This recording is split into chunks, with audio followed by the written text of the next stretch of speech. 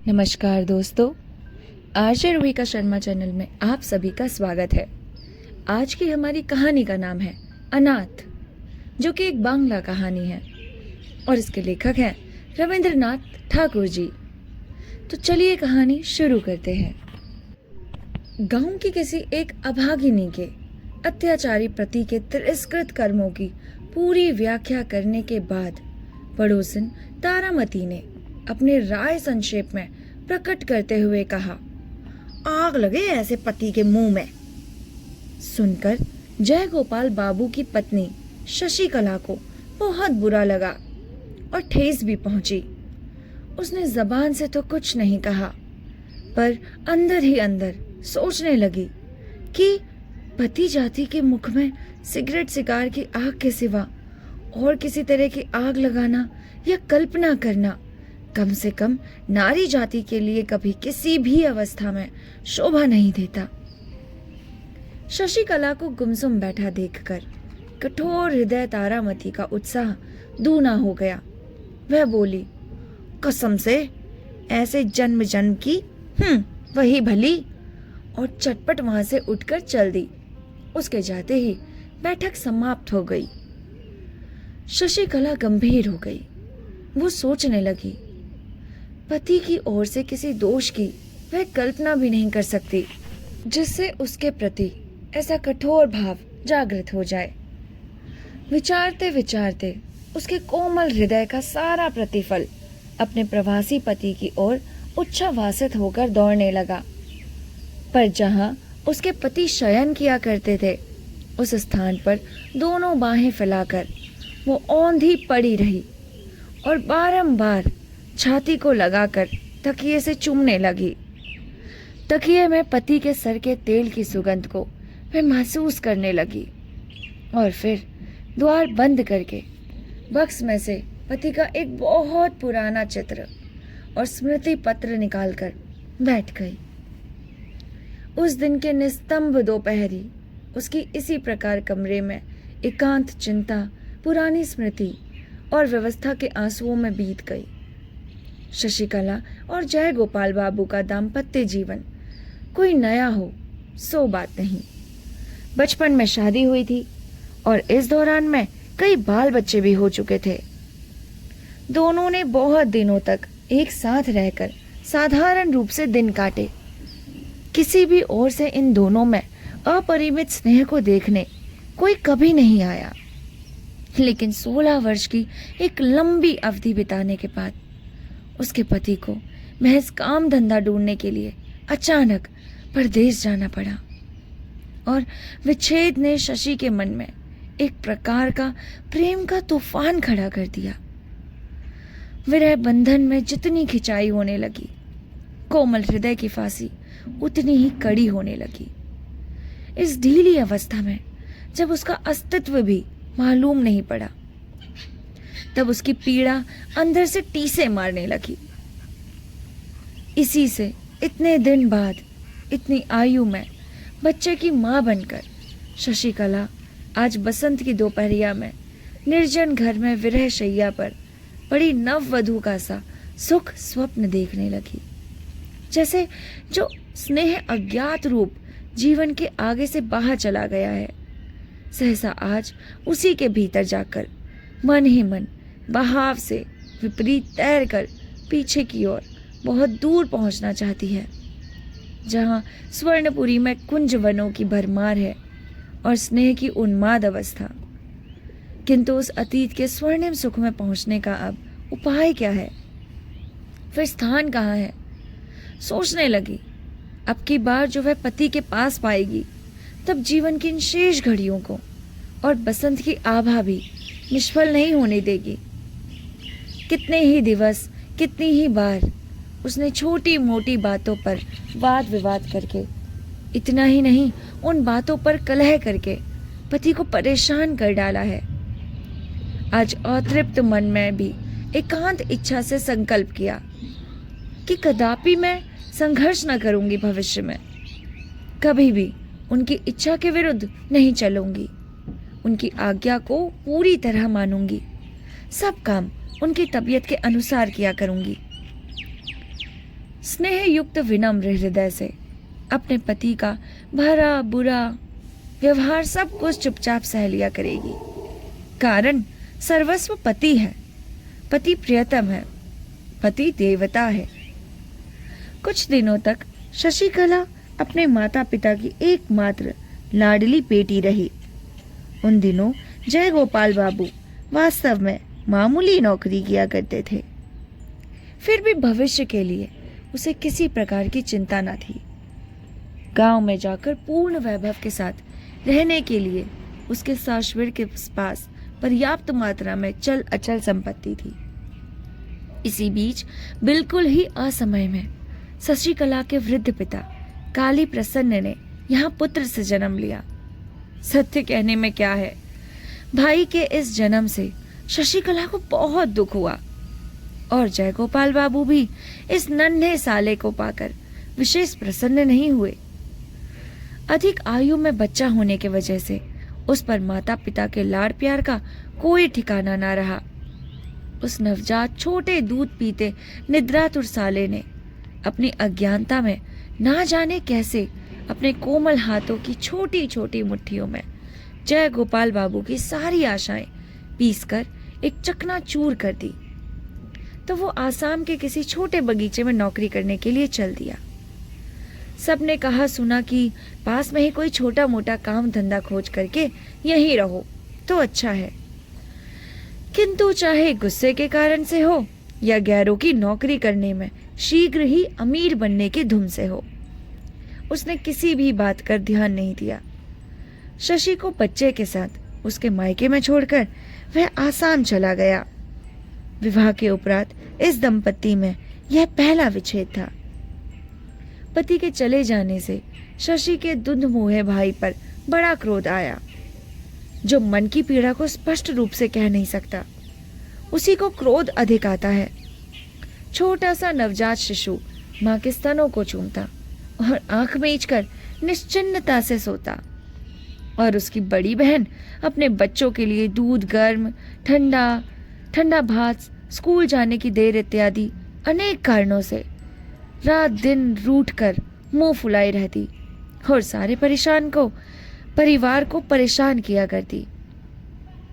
थोड़े दिन बाद ही बच्चे की माँ का स्वर्गवास हो गया। मरते समय माँ अपने गोद के बच्चे को लड़की के हाथ सौंप गई। अब तो बहुत ही शीघ्र मातृहीन शिशु ने अपनी कठोर हृदयता दीदी का हृदय जीत लिया। हाँ ही करता हुआ वह शिशु अपनी दीदी के ऊपर जा पड़ता और अपने बिना दांत के छोटे से मुख में उसका मुंह, नाक, कान सब कुछ ले जाना चाहता। अपनी छोटी सी मुट्ठी में उसका जूता पकड़कर जब खींचता और किसी कीमत पर भी हाथों में आई वस्तु को छोड़ने के लिए तैयार न होता। दिवाकर के उदय होने से पहले ही उठकर जब वह गिरता पड़ता हुआ अपनी दीदी को कोमल स्पर्श से पुलकित करता, किलकारियां मार मार कर शोर मचाना आरंभ कर देता, और जब वो क्रमशः दी दी दी दी पुकार कर बारंबार उसका ध्यान बांटने लगा, और जब उसने काम काज और फुर्सत के समय उस पर उपद्रव करना आरंभ कर दिए, तब शशि से स्थिर नहीं रहा गया। उसने छोटे से स्वतंत्र प्रेमी अत्याचारी के आगे पूरे तौर पर आत्मसमर्पण कर दिया। बच्चे की मां नहीं थी, इसी से शायद उस पर उसकी सुरक्षा का अधिक भार आ पड़ा। शिशु का नाम हुआ नीलमणि। जब वह 2 वर्ष का हुआ तब उसके पिता असाध्य रोगी हो गए। बहुत ही शीघ्र चले आने के लिए जय गोपाल बाबू को लिखा गया। जय गोपाल बाबू जब मुश्किल से उस सूचना को पाकर ससुराल पहुंचे, तब ससुर काली स्वप्न मौत की घड़ियां गिन रहे थे।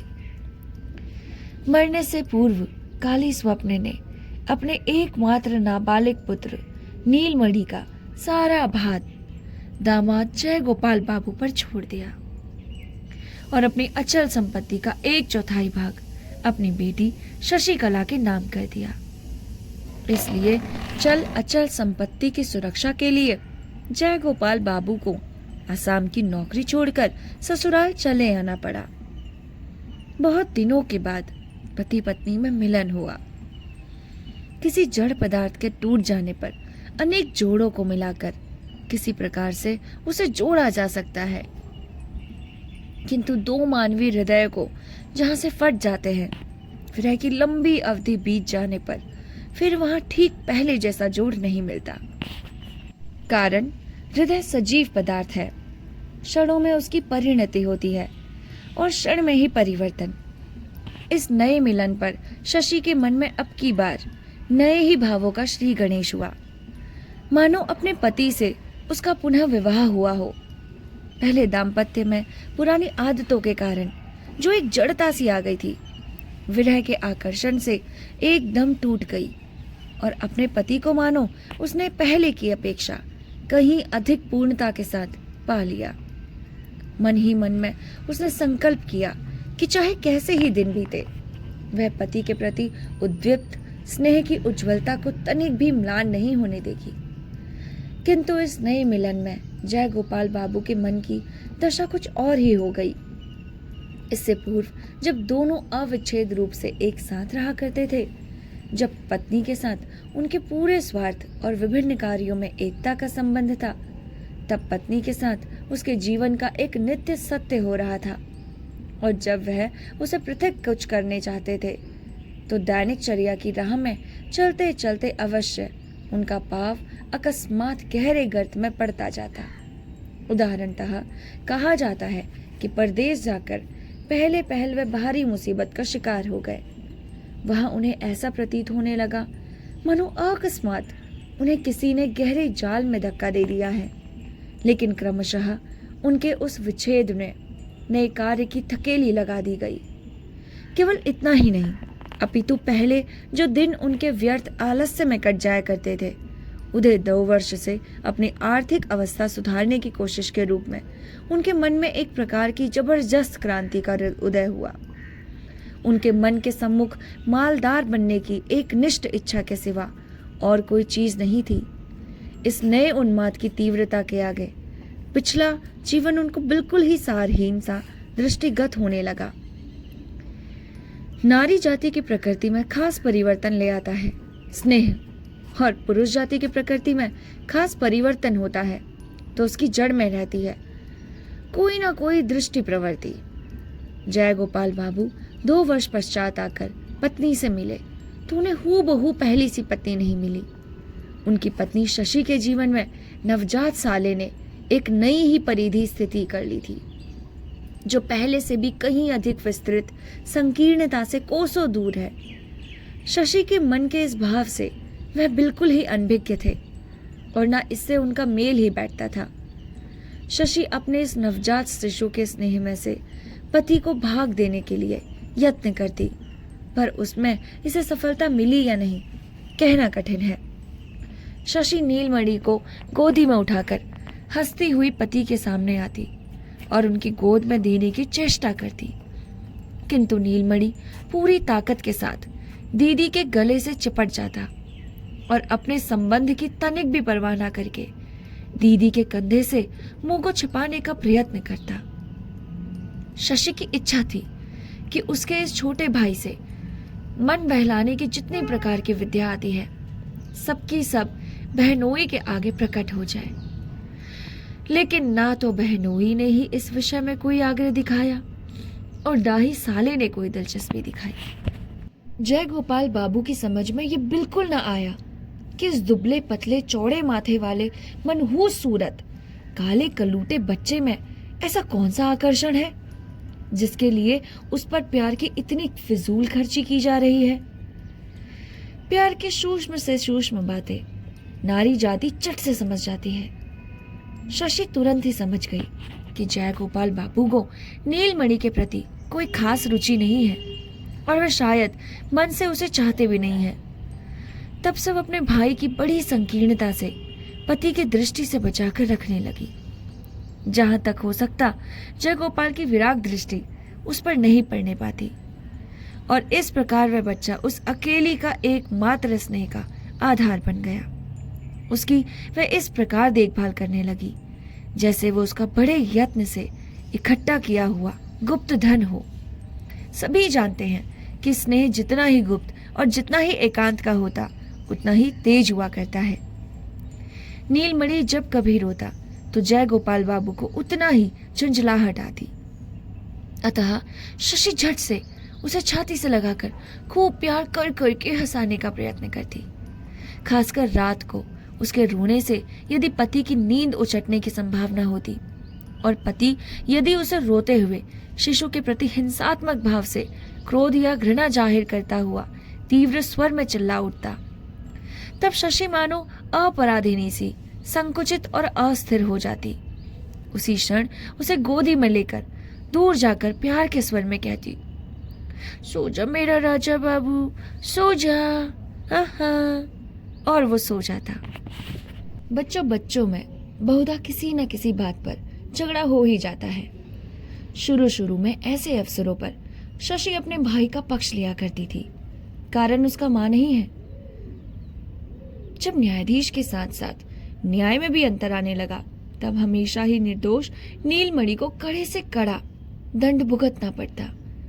ये अन्याय शशि के हृदय में तीर के समान चुभ जाता और इसलिए वह दंडित भाई को अलग ले जाकर उसे मिठाई देकर, खिलौना देकर, गाल चूम के दिलासा देने का प्रयत्न करती। परिणाम यह देखने में आता कि शशि नीलमणि को जितना ही अधिक चाहती है, जय गोपाल बाबू उतना ही उस पर जलते भुनते रहते और वे जितना ही नीलमणि से घृणा करते, गुस्सा करते, शशि उतना ही उससे प्यार करती। जय गोपाल बाबू उन इंसानों में से हैं जो अपनी पत्नी के साथ कठोर व्यवहार नहीं करते और शशि भी उन स्त्रियों में से है जो स्निग्ध स्नेह के साथ चुपचाप पति की बराबर से सेवा किया करती है। किंतु अब केवल नीलमणि को लेकर अंदर ही अंदर एक गुठली सी पकने लगी जो उस दाम्पत्य जीवन के लिए व्यथा थी। इस प्रकार के नीरव द्वंद्व का गोपनीय आघात, प्रतिघात, प्रकट संघर्ष की अपेक्षा कहीं अधिक कष्टदायक होती है। यह बात उन स्वयं सेवकों से छिपाना कठिन है जो विवाहित दुनिया की सैर कर चुके हैं। यह कहानी का पार्ट 1 है। इसकी पार्ट 2 मैं कल अपलोड करूंगी। आपको ये कहानी अभी तक कैसी लगी, ये हमें लिखकर जरूर बताइएगा। मिलते हैं आपसे इस कहानी के पार्ट 2 के साथ। तब तक के लिए नमस्कार, अपना ख्याल रखिएगा। और हाँ, आपसे एक और बात भी कहनी है कि आप लोग बिल्कुल भी इसे लाइक शेयर सब्सक्राइब नहीं करते। ऐसे कैसे चलेगा? प्लीज़ हमारे चैनल को लाइक शेयर सब्सक्राइब कीजिए, इसे आगे बढ़ाइए, आप ही का चैनल है। चलिए मिलते हैं नेक्स्ट कहानी के साथ। तब तक के लिए नमस्कार।